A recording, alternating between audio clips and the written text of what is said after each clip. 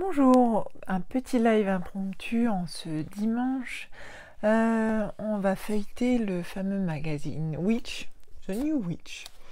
Réveiller la sorcière qui est en vous. Donc, comme vous le savez, moi déjà le terme sorcière, je l'utilise peu parce que je m'en suis déjà expliqué dans de nombreuses vidéos, textes, sur le fait que le mot sorcière a perdu de sa force justement parce qu'il a été intégré à la mode, que peut-être la seule place qu'il a encore aujourd'hui, c'est dans le militantisme.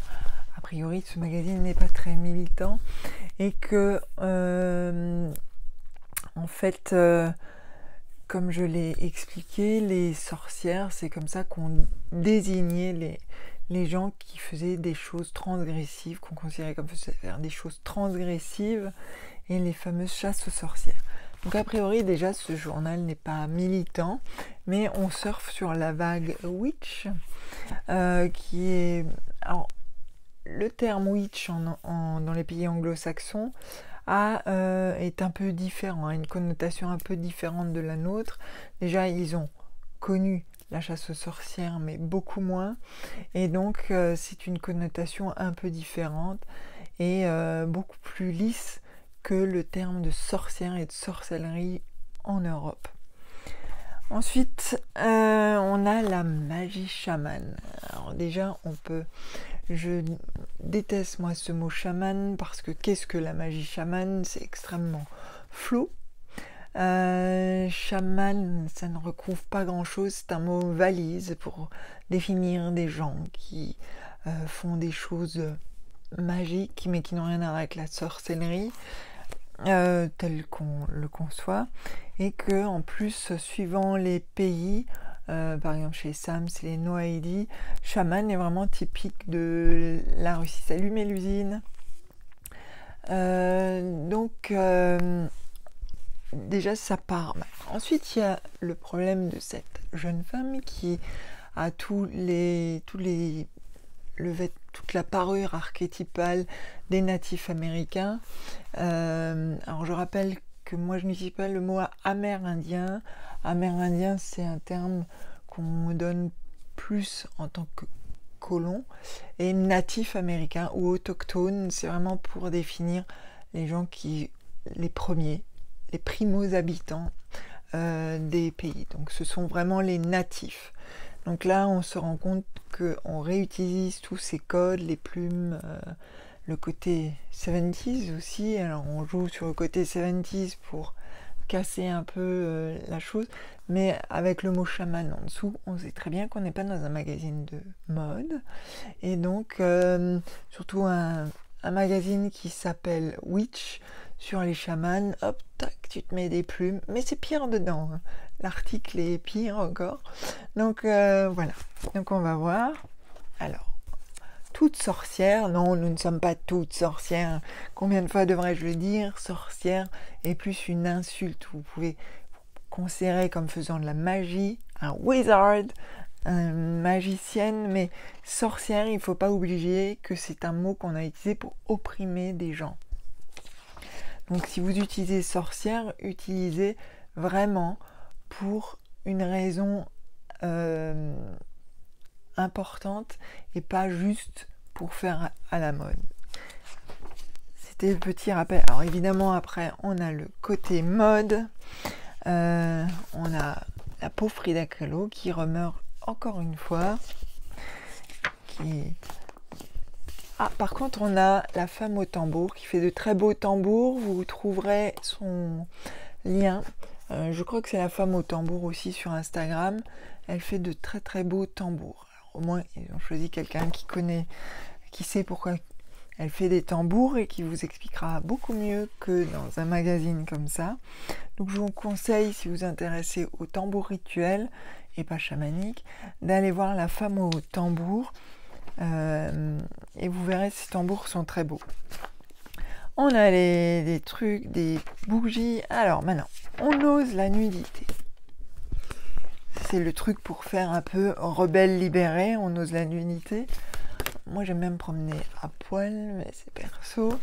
Alors si ça peut en libérer certaines, oui, mais que ça ne devienne pas après une obligation. On sait que les oui, il y a des prix, des choses bien plus sérieuses et respectueuses, mais je voulais voir de mes yeux, je suis toujours très curieuse en fait. Les bienfaits prouvés d'être à poil, c'est de se sentir libre. Mais comme toujours, se mettre nu, si vous ne le sentez pas, vous n'êtes pas obligé. C'est pas parce que dans un journal ou sur les réseaux sociaux on vous rabâche qu'être à poil c'est super que vous devez le faire. Ah oui, c'est vrai qu'ils ont fait l'effort, comme dit Mélusine, de mettre une fille un peu ronde, c'est vrai. Je crois que ça doit être la seule du journal d'ailleurs. Donc c'est bien, au moins il y en a une. Mais tout de suite on parle de body positive, ça aussi c'est quelque chose qui m'énerve dans la mode, ce côté être absolument bien dans son corps, être absolument body positive, parce que en fait être à l'aise avec son corps est parfois un long chemin et un long travail. C'est pas parce que vous mettez le hashtag body positive que ça va vous aider. Je crois qu'au contraire, c'est encore une étiquette qui enferme. Et alors forcément, on met le body positive sur la fille ronde, alors que il y a beaucoup de femmes qui ont des complexes et de toute morphologie. Donc le body positive, comme dit Mary, tu m'excuses, je prononce mal ton nom, Maryland, c'est extrêmement culpabilisant et donc forcément là on le met avec la fille un peu ronde parce que c'est elle qui doit body positiver, les autres non. Alors que les autres ont peut-être d'autres complexes. Peut-être une a besoin d'aimer plus ses pieds ou plus son bras, je ne sais pas. On a toutes des complexes différents et donc ce n'est pas réduit à une morphologie. Je ne vois pas pourquoi les filles rondes doivent toujours être dans ce truc de body positive. Non, moi je suis trop bien dans ma peau. Non, c'est très large. Et puis je crois que chacun doit apprendre à s'approprier son corps. Et parfois ça met énormément de temps. C'est parfois un processus très long de déconstruction de sa propre image. Et donc, d'essayer de faire un truc fashion, c'est quelque chose de compliqué et ça peut bloquer des femmes qui essayent de se reconstruire une image physique, une image mentale de son corps qui soit à peu près acceptable pour elles, des femmes ou des hommes d'ailleurs, parce que nous ne sommes pas les seuls concernés. Oui, je vois que je suis pas seule à être énervée par... ah, merci, j'ai bien prononcé. Par ce body positive. Alors, je crois que c'est venu du sport, avec toutes les fit girls qui font du body positive. Mais après, ça s'est étendu comme une flaque d'eau sur beaucoup d'autres domaines, et y compris le fait de se sentir bien dans sa peau. Donc, voilà.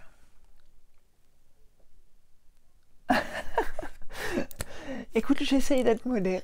Nous allons essayer d'être modérés. Donc, être nu, c'est l'arme militante, c'est ce qui est écrit, oui. Là, on se rappelle aussi des Femen. Pour le coup, c'est vraiment militant et c'est vraiment politisé. Mais là, on va parler des cellulites, vergetures, poils. Alors, il faut que vous sachiez que moi, j'ai toujours des poils aux jambes et j'ai des poils sous les bras. Je m'en fous depuis longtemps. À mon âge avancé, on s'est débarrassé de choses comme le fait que je ne sois pas maquillée, par exemple, quand on fait une vidéo. Mais je veux dire, après, on recrée aussi là une nouvelle boîte, avoir des poils, avoir des trucs. Peut-être que des gens n'ont pas forcément envie de poils et c'est pas une question d'être mangé par le patriarcat, c'est peut-être simplement que toi ça te convient pas. Donc toujours rester dans ce juste milieu, se souvenir que pour des personnes, que certaines personnes ont envie d'être sans poils, tu les laisses sans poils. Si certaines personnes ont envie d'être avec poils comme moi, parce que ça les fait chier de les raser, bah tu les laisses. C'est apprendre aux gens à accepter les gens tels qu'ils sont, sans que ça soit positif ou négatif, mais une normalité. Pour moi, c'est la normalité qui compte, c'est d'aller vers une normalité. Et arrêtons de faire toujours des cases, parce que en faisant des cases, en essayant d'être positif, en fait, on recrée des cases qui redeviennent négatives à un moment. Et comme dit Mélusine, les gens devraient arrêter de se mêler du physique des autres. Ça serait tellement bien d'arrêter de se mêler du physique des autres. Je suis toujours étonnée sur les réseaux sociaux que des filles se justifient d'avoir du poil aux jambes, par exemple, ou d'avoir un petit bourrelet qui est des fois en plus vraiment petit, on s'en fout. Je veux dire, c'est votre corps. Déjà, il n'y a pas à se justifier de ce que vous êtes. Vous ne devez jamais vous justifier de ce que vous êtes. Et si on veut parler politique et police, la vie dans la ville, la vie en société, c'est-à-dire au premier sens du terme, il faut absolument faire comme vous le sentez et réussir à vous détacher du jugement des autres. La plupart du temps, en plus, vous n'allez sûrement pas boire un pot avec, et peut-être il y a des gens que vous n'allez jamais revoir. Quand on est comme moi avec un physique un peu particulier, c'est-à-dire grande, alors dans le temps en plus j'avais 35 kilos de plus, et alors je les ai pas perdus pour l'esthétique, je précise, je les ai perdus à cause de l'insuffisance cardiaque. Et donc grande, avec une mâchoire un peu de cheval, j'en ai entendu plein dans la rue, et au bout d'un moment on se dit fuck. Quand j'étais jeune, je ruais dans les brancards, aujourd'hui à mon âge je m'en fous. Mais alors beaucoup, sauf si les gens deviennent agressifs et ont une tendance à manger un peu ton espace vital. Là, je ne supporte pas ça, il faut pas me faire chier. Donc voilà, sinon il faut réussir à faire comme si vous étiez dans une normalité, quel que soit votre complexe, quelle que soit votre morphologie, vous êtes normal, vous êtes bien. Et ce n'est pas quelque chose de positif ou de négatif, vous êtes vous. Et être soi, c'est peut-être le plus grand challenge qu'on puisse avoir dans la vie, c'est de se vivre soi à peu près correctement. Il y a des complexes qu'on n'arrivera probablement jamais à chasser. Et chacun en a un comme ça qui sera éternellement avec vous. Et donc, que ce soit homme, femme, non-binaire, on s'en fout aussi. Enfin bref, arrêtons de mettre dans les boîtes. Alors c'est sûr que pour les autres, c'est plus facile. Pour soi-même, on a moins de distance. Et donc c'est vrai que pour soi-même, c'est toujours quelque chose qui est plus compliqué. Et c'est tout à fait normal. Et du coup, c'est pour ça que c'est un travail extrêmement difficile et long. Et c'est pour ça que les conseils des magazines me font beaucoup rire sur cette question, parce que ça demande souvent un travail d'acceptation beaucoup plus long que juste se regarder la cellulite dans le miroir et te dire « Ah, maintenant c'est top classe, c'est body positive ». Donc après on a Ode au soleil. Ode au soleil, bon il parle de Lita, donc c'est à peu près correct pour le coup. Ode au soleil. Pour une fois, il n'y a pas d'appropriation culturelle non plus de l'autre côté. C'est une photo relativement neutre. Alors, c'est très basé Vican, le dieu cornu, la déesse mère. Donc, c'est très New Age. On précise pas trop. On voit qu'on a lu Wikipédia, surtout en bas. Alors, par contre, je ne sais pas trop pourquoi il y a Thor dans Lita, mais ça, c'est un mystère. Je ne le placerai pas à Lita, Thor, mais c'est plutôt Balder, hein, mais voilà. C'est une petite correction dans les lieux. Donc après, c'est sur les sabbats. Comment fait-on avec des encens? Ah, on cite Lug quand même. J'avais oublié qu'il citait Lug. Et ça, c'est vrai qu'on le fait à Lita. Et ils ont quand même trouvé Cernunnos dans Wikipédia, c'est bien.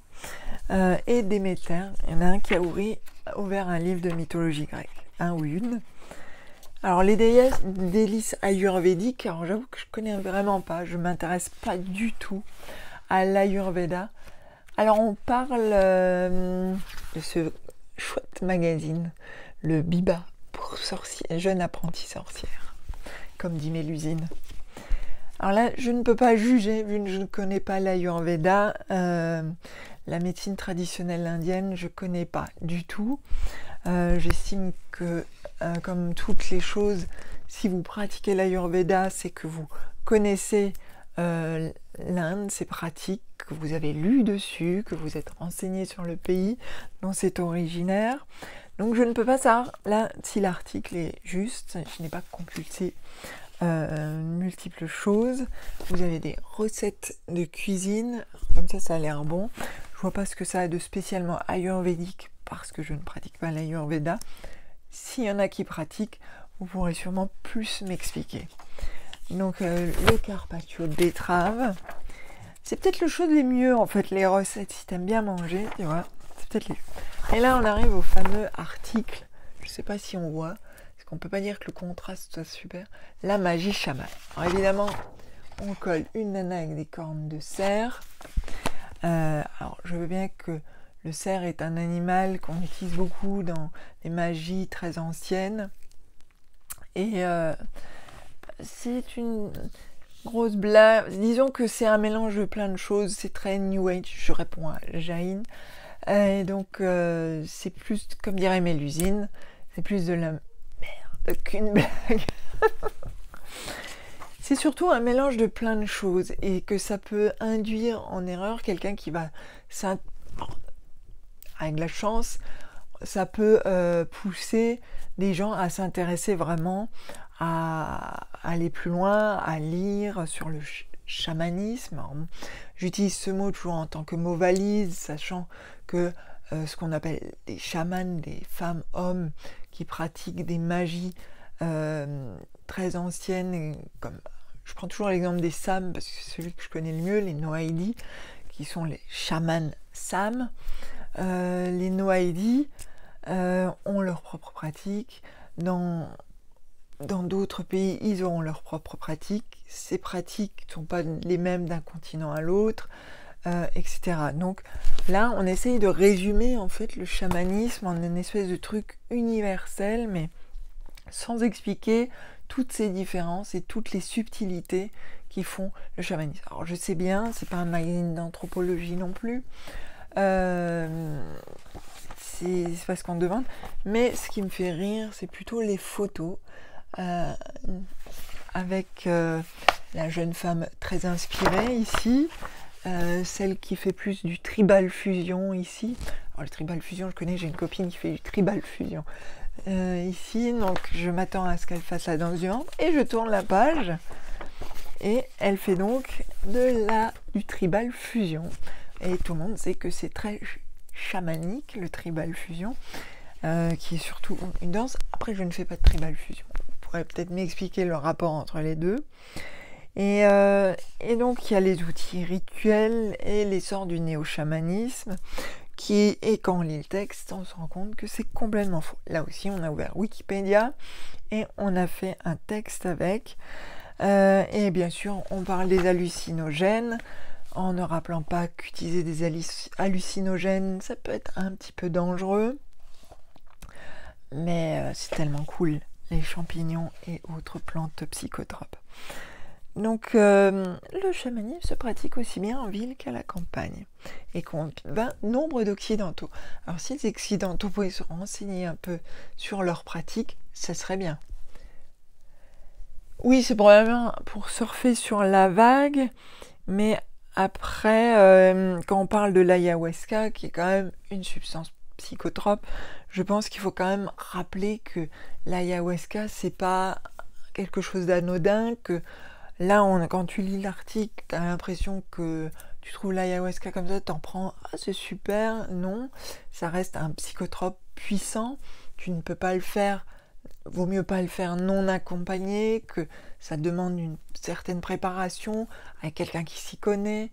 Là, tu as l'impression que c'est comme un truc de plaisir, ludique, donc c'est un peu complexe, et des fois c'est trop résumé, on passe d'une chose à l'autre, on mélange des choses aussi. Donc c'est vraiment typique aussi de ce qu'on appelle le néo-chamanisme, qui a commencé dans les années 70, où on a extrait ce qui nous plaît à nous occidentaux pour en faire un truc. Alors qu'en Occident, on a nos propres chamanismes et qui sont très intéressants. Alors, j'essaye de te faire descendre pour relire une phrase que j'ai ratée. Mais j'espère que les gens qui achètent ce magazine se disent « je vais aller voir plus loin et je vais lire des choses plus ciblées, ça serait bien ».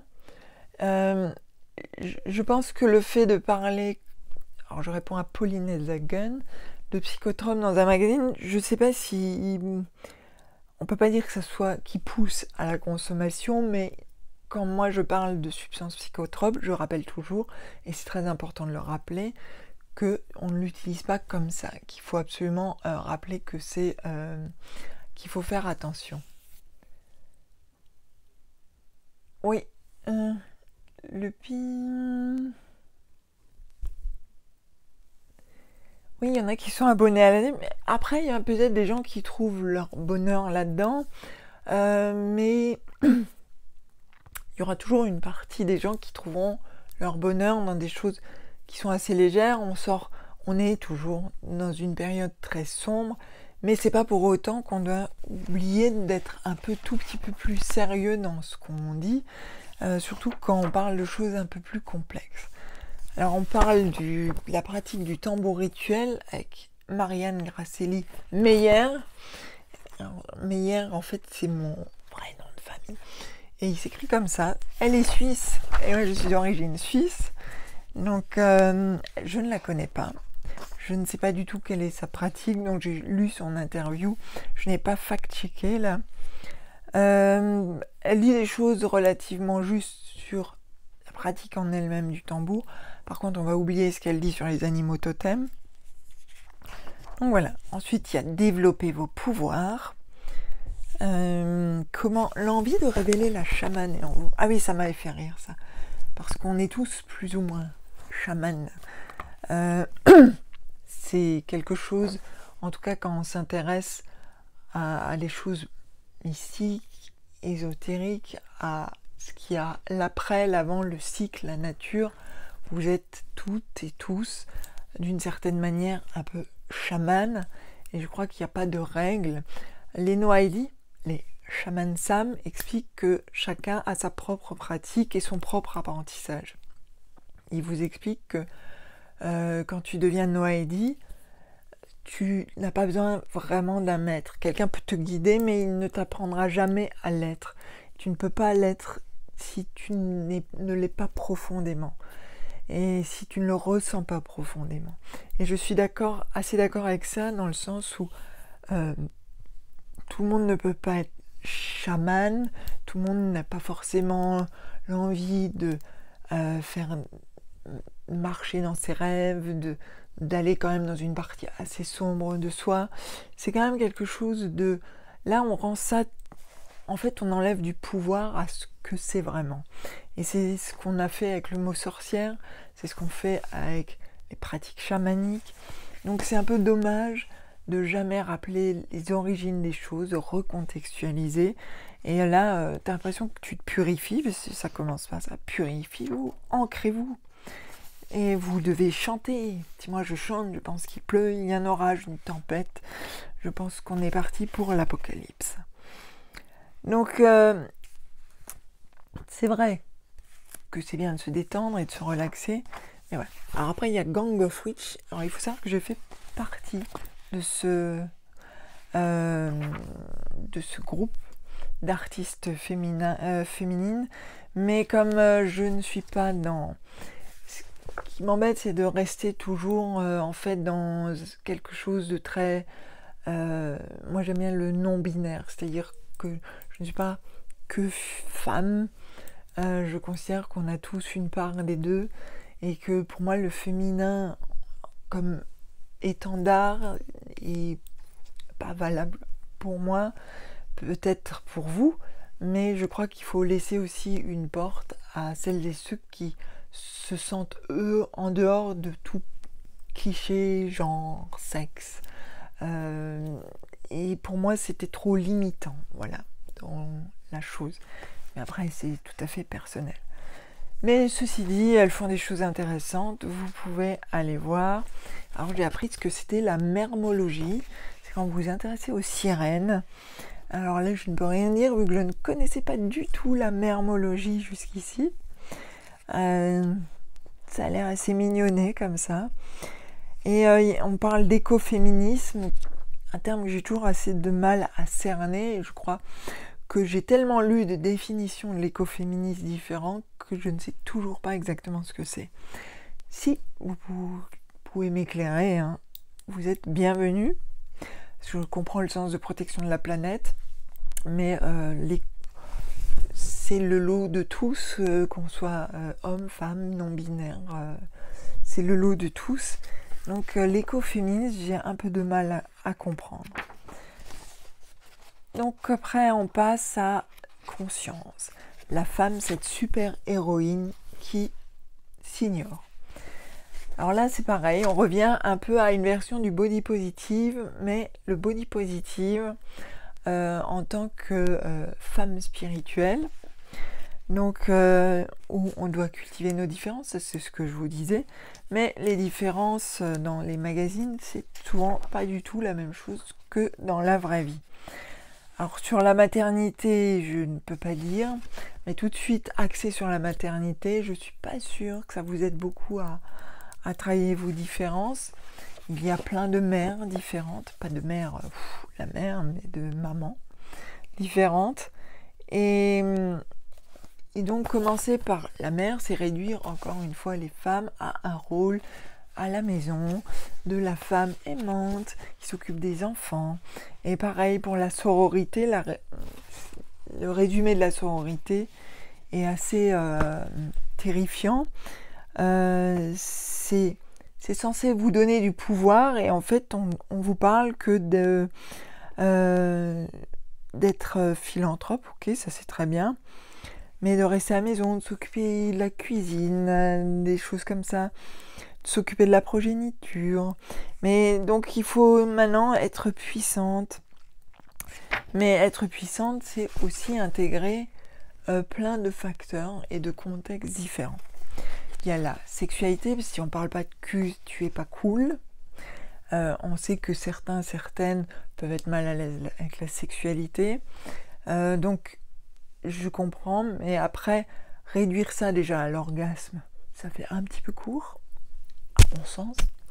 Parce que la sexualité, ce n'est pas que « Ah oui, je jouis ». C'est quand même un petit peu autre chose. Voilà, c'est un petit peu plus long que ça. Alors bien que si on se parle d'un point de vue féminin, justement, au lieu d'inhiber les femmes, on devrait plutôt leur donner plus de pouvoir sur la sexualité, mais c'est un apprentissage long. Et donc ça s'apprend aussi soi-même, un peu comme s'aimer.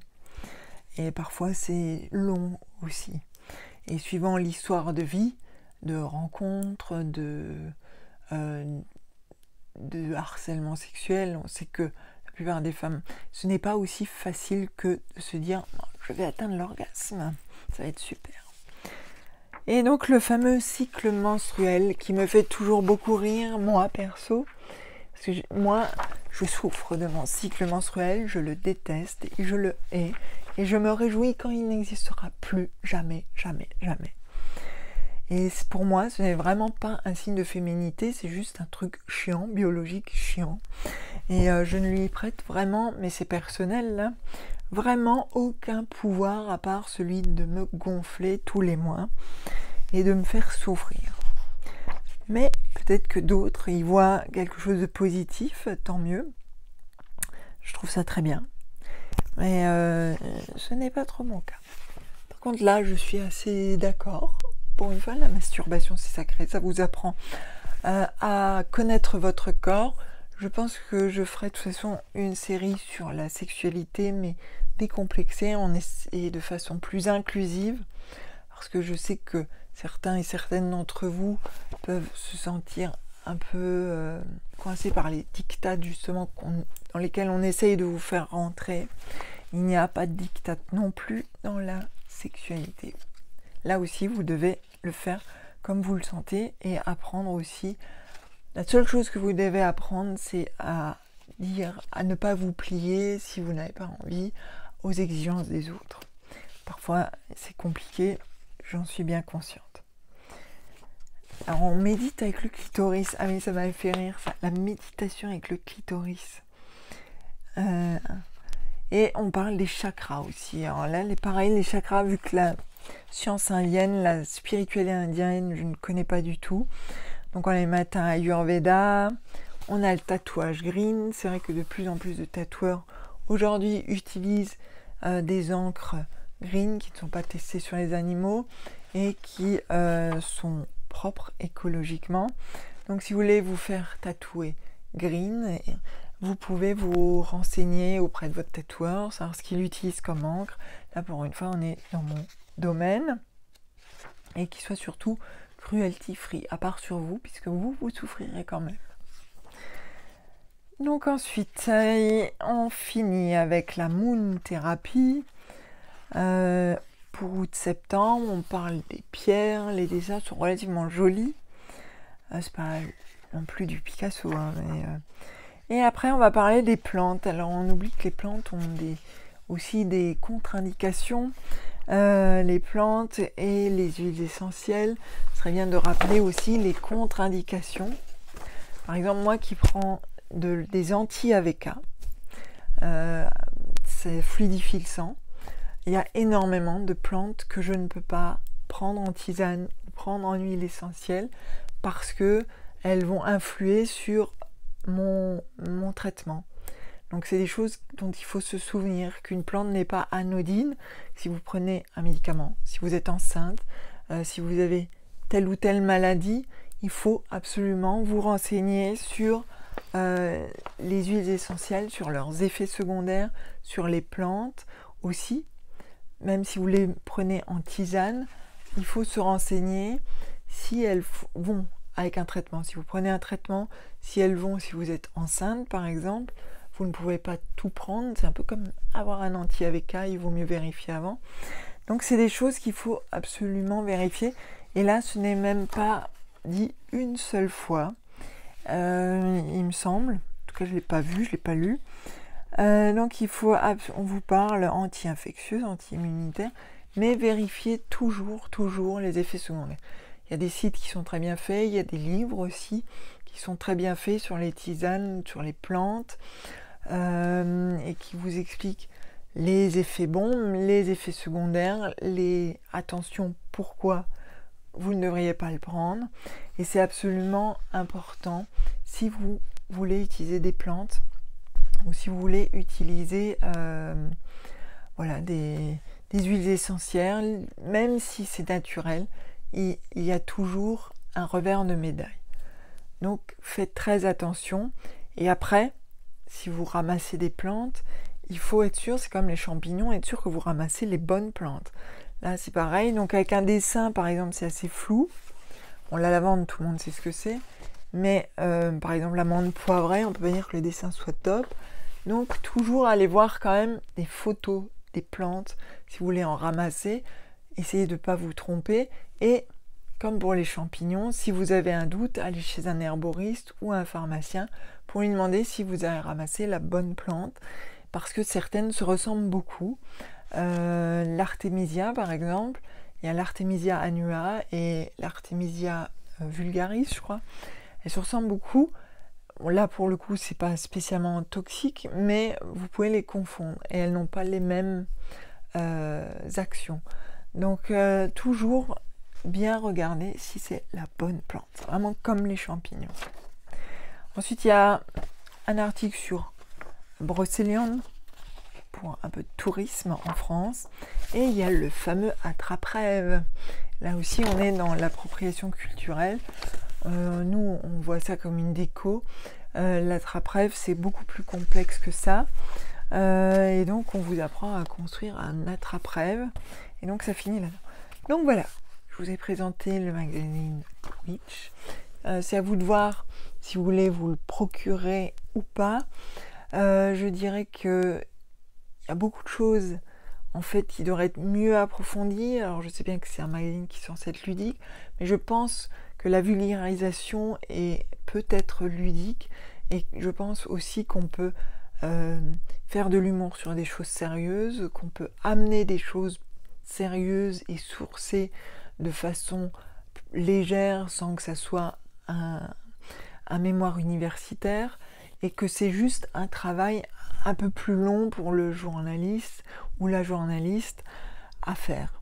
Je pense aussi qu'il faut arrêter de mettre des cases aux gens, de leur parler du body positive, de tout ça. Ça, vous ne pourrez pas empêcher les journaux de le faire. Après, je comprends que ça puisse plaire à une partie du lectorat. Je comprends tout à fait parce que c'est léger, ça ne demande pas grande réflexion.